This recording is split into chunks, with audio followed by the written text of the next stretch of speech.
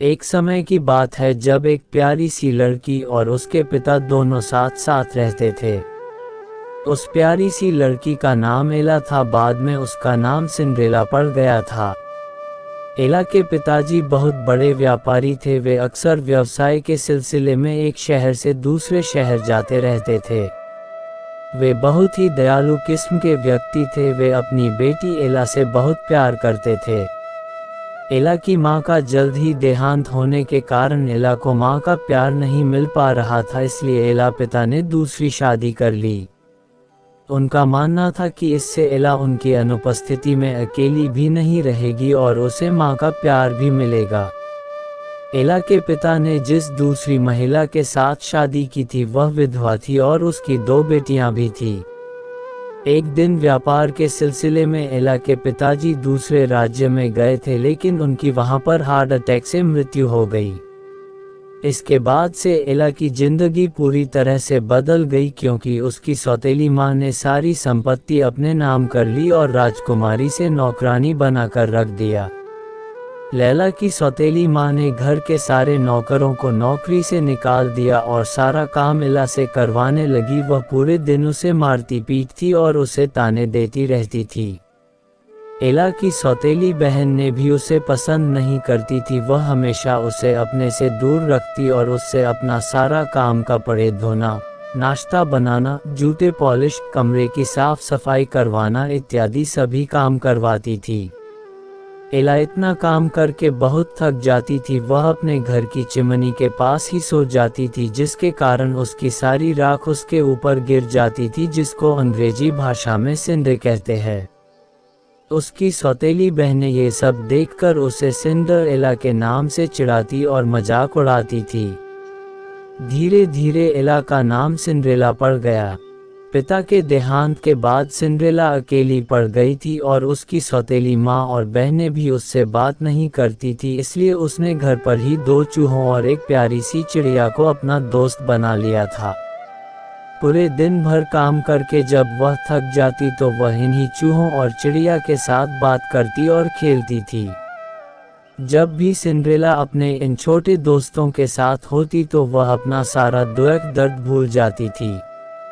ऐसे ही समय बीत रहा था। एक दिन सिंड्रेला जिस राज्य में रहती थी वहां के राजा ने पूरे राज्य में ऐलान करवाया कि राजमहल में एक बहुत बड़े जलसे का आयोजन किया जाएगा, जिसमें राज्य की सभी लड़कियों को आमंत्रित किया गया था। जलसे में आई लड़कियों में से वहां का राजकुमार अपने लिए राजकुमारी चुनने वाला था। यह ऐलान सुनने के बाद राज्य की सभी लड़कियों में खुशी की लहर दौड़ गई। सभी लड़कियां राजकुमार से विवाह के सपने देखने लगी। सिंड्रेला भी यह ऐलान सुनने के बाद बहुत खुश हो गई, लेकिन सिंड्रेला की सौतेली माँ बहुत खड़ूस थी। वह नहीं चाहती थी कि सिंड्रेला जलसे में शामिल हो, क्योंकि पुराने गंदे फटे कपड़ों में भी सिंड्रेला किसी राजकुमारी से कम नहीं लगती थी। जबकि उसकी दोनों बेटियां जितने चाहे अच्छे कपड़े, आभूषण पहन ले और सज संवर ले, वह अच्छी नहीं लगती थी, जिस कारण उसे डर था कि अगर सिंड्रेला राजमहल जाएगी तो उसकी बेटियों की जगह उसे नापसंद कर ले। आखिरकार वह दिन आ गया जिस दिन राजमहल में जलसा था। सिंड्रेला भी जलसे में शामिल होने के लिए जल्दी जल्दी घर का काम करके अपनी सौतेली माँ से जलसे में शामिल होने की आज्ञा लेने गई। उस वक्त उसकी दोनों सौतेली बहनें भी वही थी। सौतेली माँ ने अपनी बेटियों की तरफ देखते हुए उससे जाने की इजाज़त दे, लेकिन एक शर्त भी रख दी कि उसी घर के सारे काम पूरे करने होंगे। सिंड्रेला ये सुनकर खुश हो गई। कुछ ही देर बाद सौतेली माँ ने सिंड्रेला को फिर बुलाया और अपने और अपनी बेटियों के सारे कपड़े और घर के सभी कपड़े धोने के लिए दे दिए और दोबारा से घर की सफाई का काम सौंप दिया। ये सुनकर सिंड्रेला को बहुत गुस्सा आया, लेकिन वह कर भी क्या सकती थी। उसने मन मारकर फिर से घर का काम करना शुरू कर दिया। शाम हो गई, उसकी बहनें सज संवर तैयार हो गई और राजमहल जाने के लिए चलने लगी।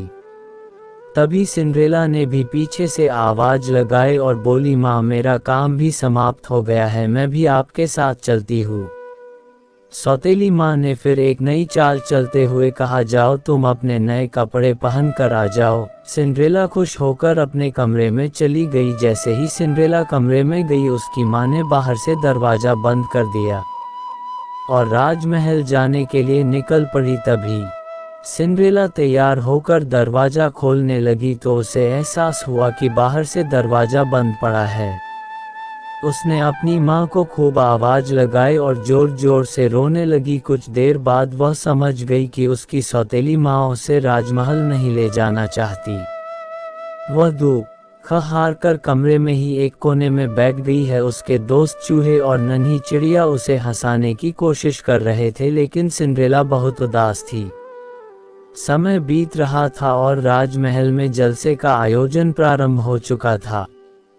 उस समय बाद अचानक उसके कमरे में एक तेज रोशनी आई, जिससे उसकी आंखें चौंधिया गई।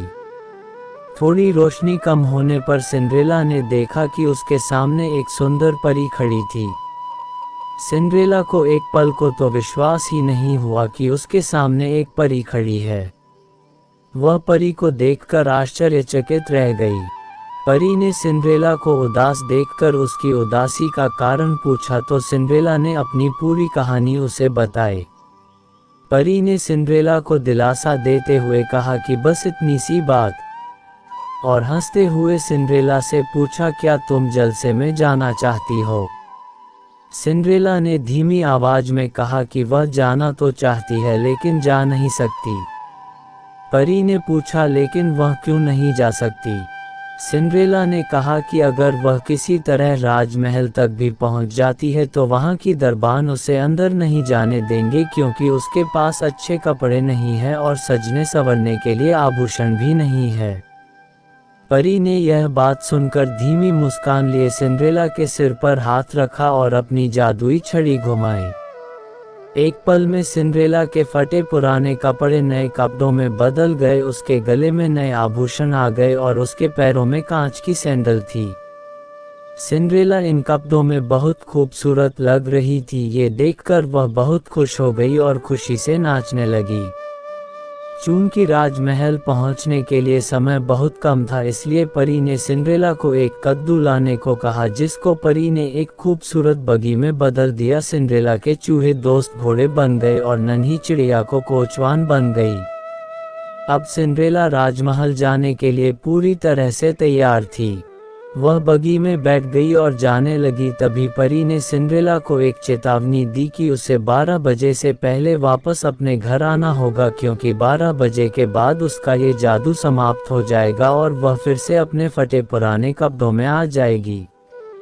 सिंड्रेला ने परी को 12 बजे वापस आने का वादा करते हुए राजमहल की तरफ निकल पड़ी। जब वह राजमहल में पहुंची तो सबकी नज़रें उसकी तरफ थी, क्योंकि वह सबसे अलग और खूबसूरत लग रही थी। उसकी सौतेली माँ और बहनें भी उसे देखकर आश्चर्यचकित रह गई, लेकिन वह उसे नकाब के कारण पहचान नहीं पाए। राजकुमार ने जैसे ही सिंड्रेला को देखा, वह अपनी नज़रें उससे हटा ही नहीं पाया। मैं तुरंत सिंड्रेला के पास गया और उसे अपने साथ नृत्य करने के लिए आमंत्रित किया। सिंड्रेला ने खुश होकर अपना हाथ राजकुमार के हाथ में दे दिया और उसके साथ नृत्य करने लगी। पूरी शाम राजकुमार सिंड्रेला के साथ नृत्य करता रहा। ये देखकर उसकी दोनों बहनें और जलसे में आई अन्य लड़कियां उससे जल भून गई। सिंड्रेला राजकुमार के साथ नृत्य करके इतनी खुश थी कि वह भूल ही गई थी कि उसे 12 बजे वापस अपने घर जाना है। जब घड़ी में रात के 12 बजे का घंटा बजा तो उसे परी की बात याद आ गई और वह डर के मारे जल्दबाजी में वहां से भागने लगी। राजकुमार भी उसके पीछे पीछे दौड़ने लगा, क्योंकि वह उससे प्रेम करने लगा था और उसे विवाह का प्रस्ताव देना चाहता था। लेकिन सिंड्रेला में राजकुमार की एक भी बात नहीं सुनी और राजमहल के बाहर आ गई। किंतु जल्दबाजी में दौड़ते समय उसके पांव की एक सैंडल वही राजमहल की सीढ़ियों पर छूट गई। लेकिन सिंड्रेला में इसकी ओर ध्यान नहीं दिया और बगी में बैठकर अपने घर को चली गई। घर पहुंचते ही सिंड्रेला वापस अपने पुराने रूप में आ गई। लेकिन राजकुमार सिंड्रेला को भुला नहीं पा रहा था। वह सिंड्रेला की कांच की जूती लिए हुए उदास मन से बैठा हुआ था। लेकिन फिर अचानक राजकुमार उठा और उसने ठान लिया कि वह पूरे राज्य भर में सिंड्रेला को ढूंढेगा, किंतु उसे न तो सिंड्रेला के घर का पता था और न ही सिंड्रेला का नाम पता था। इसलिए उसने दूसरे दिन राज्य में ऐलान करवा दिया कि जिस भी लड़की के पैर में ये कांच की सैंडल आ जाएगी वह उससे शादी कर लेगा। राजकुमार के सेवक पूरे राज्य भर में सभी लड़कियों के घर में जाकर कांच की सैंडल पहना कर देखने लगे। एक दिन वह सेवक सिंड्रेला के घर भी पहुंचे और जैसे ही सेवक सिंड्रेला के घर पहुंचे तो उसकी दोनों बहनों ने कांच की जूती पहनने की कोशिश की, लेकिन उनमें से किसी को भी वह जूती नहीं आई। आखिर में सिंड्रेला को वह कांच की जूती बनाकर देखी गई तो उसके पैरों में वह जूती आ गई। ये देखकर सिंड्रेला की सौतेली माँ और बहनें आश्चर्यचकित रह गई। सेवकों ने राजकुमार को ये खुशखबरी भिजवाई। राजकुमार खुशखबरी सुनते ही सिंड्रेला के घर दौड़ा चला आया और सिंड्रेला की पैर में कांच की सैंडल देखकर वह खुश हो गया। सभी सिंड्रेला ने दूसरी सैंडल भी अपने पैर में पहन ली। ये देखकर राजकुमार समझ गया कि यह वही लड़की है जिसके साथ उसने नृत्य किया था। बस फिर क्या था, राजकुमार ने उसी वक्त सिंड्रेला के सामने विवाह का प्रस्ताव रख दिया। सिंड्रेला ने भी खुश होकर राजकुमार को विवाह के लिए हाँ कर दी और कुछ समय पश्चात दोनों का विवाह हो गया और दोनों राजमहल में सुख से जीवन व्यतीत करने लगे।